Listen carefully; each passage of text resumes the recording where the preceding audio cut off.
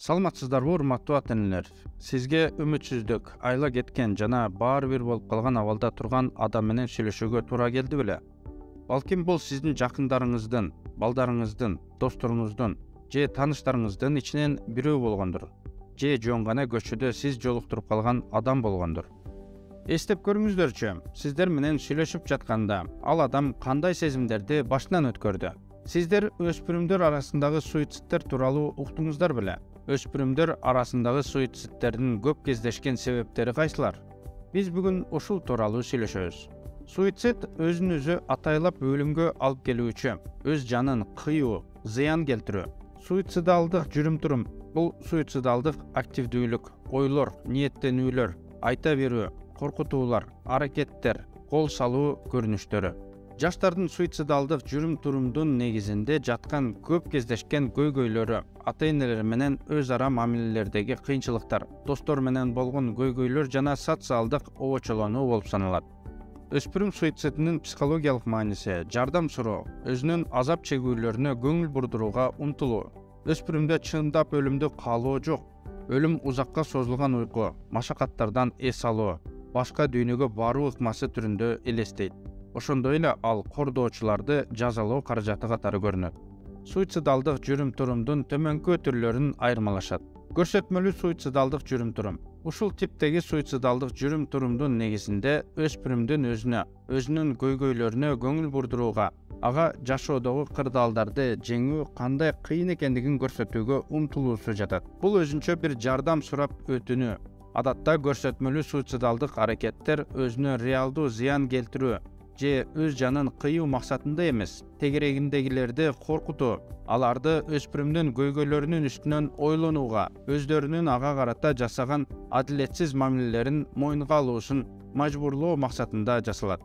Аффективдүү суицидалдык жүрүм-турум. Мындай учурларда өспүрүм өзүнүн аракеттерин так пландабастан кызуу кандуулук менен аракеттенет. Эреже катары күчтүү терс эмоциялар, таарыныч, каардануу, чыныгы абалды реалдуу кабыл алууга үстөмдүк кылат. Ошентип аң сезими тумандаган өспүрүм суицидалдык аракеттерди жасайт. Чыныгы суицидалдык жүрүм-турум аракеттерди ойлонуп пландоо менен мүнөздөлөт.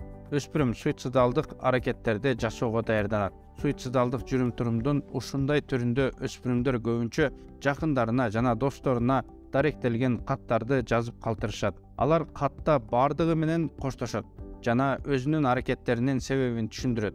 Аракеттер ойлонулган болуп саналгандыктан, мындай суицидалдык аракеттер көбүнчө өлүм менен аяктайт. Өзүн өзү өлтүрүү табиятка өтө каршы келген жана эң маанилүү кадам. Ошондуктан аны жасоо чечими көз ирмемде эле чыгарылбайт. Эреже катары ага чейин кайгыруу, мотивдердин күрөшү жана түзүлгөн кырдаалдан чыгуу жолдорун издөөнүн аздыр көптүр созулган мезгили өтөт. Өспүрүмдүн суицидке жакындаганын кантип аныктоо керек? Өспүрүмдүн суицидке ыктап жаткандыгын суицидалдык жүрүм-турумдар боюнча аныктоого болот. Тышкы жана ички суицидалдык көрүнүштөрдү айырмалашат. Суицидалдык жүрүм-турумдун ички формаларына төмөнкүлөр кирет.